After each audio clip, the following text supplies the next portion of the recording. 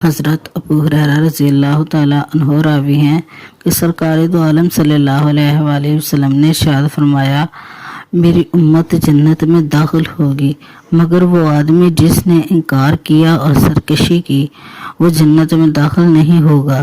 پھر پوچھا گیا وہ کون آدمی ہے جس نے انکار کیا اور سرکشی کی؟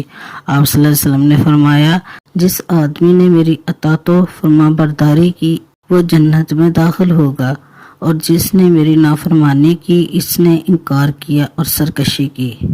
تشریح: صحابہ نے آپ صلی اللہ علیہ وآلہ وسلم سے پوچھا کہ قبول کرنے والا اور سرکشی اختیار کرنے والا کون ہے؟ رسول اللہ صلی اللہ علیہ وسلم نے وضاحت فرمائی کہ جس نے میری اطاعت نہیں کی اور میرے احکام و فرمان سے روگردانی کی وہ سرکش